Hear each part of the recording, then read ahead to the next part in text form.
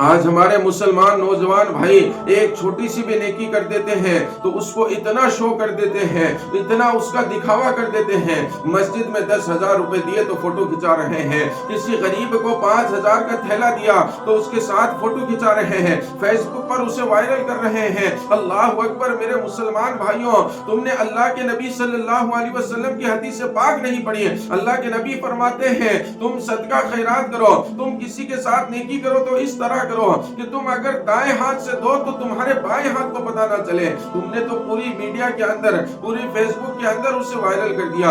اللہ اکبر۔ عمر بن خطاب رضی اللہ تعالیٰ عنہ فرماتے ہیں کہ مدینے میں ایک بوڑھی عورت رہتی تھی جو کہ آنکھوں سے نابینا تھی، اس کے گھر میں کام کرنے والا کوئی نہیں تھا، اسے کھانا پکا کر دینے والا کوئی نہیں تھا۔ ایک دن میرے دل میں خیال آیا کہ کیوں نہ عمر تو ہی اس کی مدد کر دیا کر، کیوں نہ عمر تو ہی اس کا کام کر دیا کر۔ فرمایا میں اس بڑھیا کے گھر پر گیا، میں نے دروازے پر دستک دی، اندر سے آواز آئی کون ہے؟ میں نے کہا عمر بن خطاب ہوں۔ کہا کیا کام ہے؟ کہا اماں جان آپ کے کام کرنے والا کوئی نہیں ہے، آپ کے گھر کو صاف کرنے والا کوئی نہیں ہے، پانی لانے والا کوئی نہیں ہے، کھانا کھلانے والا کوئی نہیں ہے، اگر آپ اجازت دیں تو آج سے عمر آپ کے سارے کام کر دیا کرے گا، جھاڑو بھی لگا دے گا، گھر کی صفائی بھی کر دے گا، کھانا بھی بنا دے گا، آپ کے لیے تازہ پانی بھی بھر دے گا، آپ جو کام کہیں گے عمر کر دے گا۔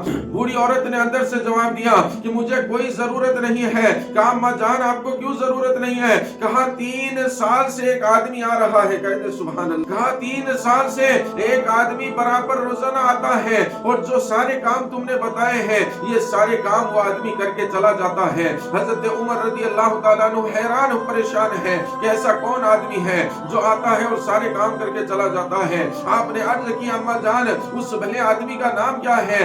آپ نے فرمایا عمر 3 سال سے میں اسے نام پوچھ رہی ہوں، وہ نام نہیں بتا رہا ہے۔ اللہ اکبر۔ مسلمانوں غور کرو، تم نے تو پورا فیس بک میڈیا کے اوپر وائرل کر دیا، نام لکھ دیا، خاندان کا نام لکھ دیا، لیکن فرمایا کہ 3 سال سے وہ میرے گھر میں کام کر رہا ہے، میں اسے نام پوچھتی ہوں تو وہ نام نہیں بتاتا ہے، صرف اتنا کہتا ہے اماں جان کیا آپ میرے کام سے خوش ہیں یا نہیں ہے؟ کیا آپ میرے کام سے خوش ہیں یا نہیں ہے؟ قربان جاؤ مسلمانوں، اسے نیکی کہتے ہیں۔ حضرت عمر رضی اللہ تعالیٰ عنہ نے عرض کی اماں جان وہ بھی کام کیا کرے گا، میں بھی کام کیا کروں گا، اس میں کیا فرق ہے؟ تو اماں جان نے کہا فرق تو نے پہلے دن ہی کر دیا، ایک تو وہ ہے جس نے 3 سال سے اپنا نام نہیں بتایا اور تو پہلے دن دروازے پر دستک دے کر کہتا ہے میں خطاب کا بیٹا عمر ہوں۔ اللہ اکبر۔ فرق تو صاف نظر آ رہا ہے۔ حضرت عمر رضی اللہ تعالیٰ عنہ وہاں سے چلے جاتے ہیں، لیکن آپ کے دل میں خیال تھا کہ کون ہے وہ شخص ہے، آپ کے دل میں جستجو پیدا ہو گئی کہ میں نے اس شخص کو دیکھنا ہے، میں نے اس شخص کو ڈھونڈنا ہے۔ لہٰذا آپ فرماتے ہیں میں پورے دن اس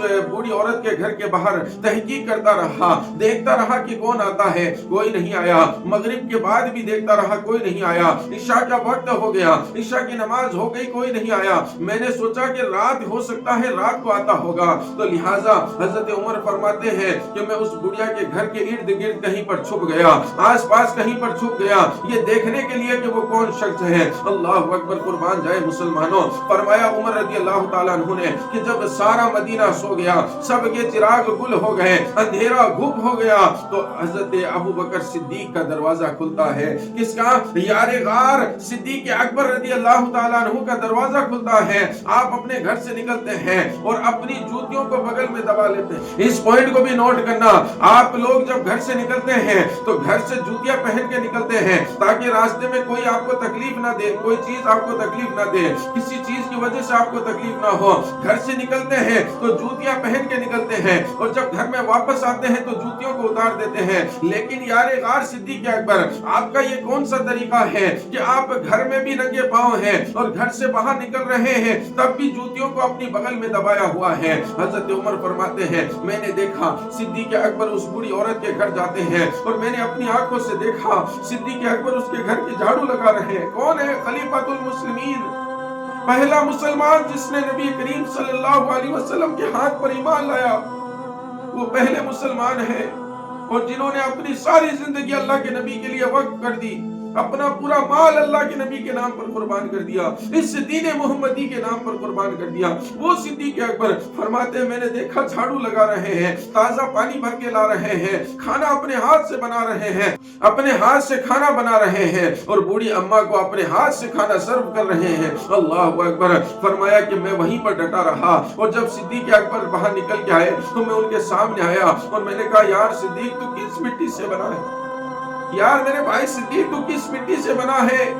तू जो नेकियां कर गुजरता है, तू जो काम करता है, उमर वो काम नहीं कर सकता।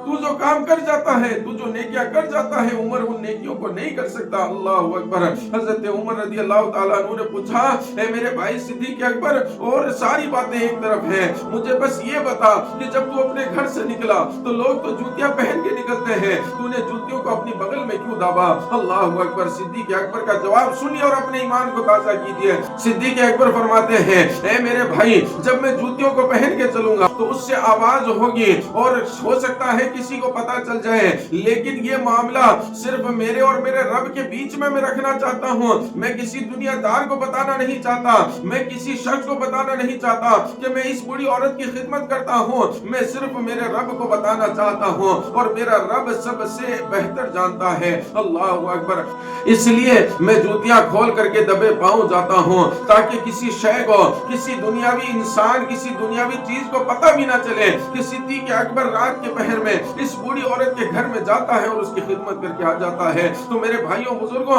नेकियां इस तरह करो। अगर किसी की गरीब की मदद कर रहे हो तो खुदारा उसकी बेइज्जती ना करो, उसे दुनिया के सामने उसकी नुमाइश ना बनाओ। अगर मस्जिद में आप दे रहे हो तो अपनी आखिरत संवारने के लिए दे रहे हो, मदरसा कब्रिस्तान में दे रहे हो तो अपनी आखिरत संवारने के लिए दे रहे हो। दुनिया को बताने से क्या फायदा होगा? याद रखिए, रियाकारी वाली इबादत अल्लाह को पसंद नहीं है। रियाकारी समझते हैं जो दिखावे के लिए कोई इबादत करता है, फिर चाहे वो माली इबादत हो, बदनी इबादत हो। अगर एक शख्स लोगों को दिखाने के लिए मस्जिद में नमाज पढ़ने आ रहा है, रब ताला उसकी नमाज को कबूल नहीं करता है। तो मेरे भाइयों बुजुर्गों, खुदारा जब भी कोई नेकी करो तो इस तरह से करो कि तुम दाएं हाथ से नेकी करो तो तुम्हारे बाएं हाथ को पता न चले।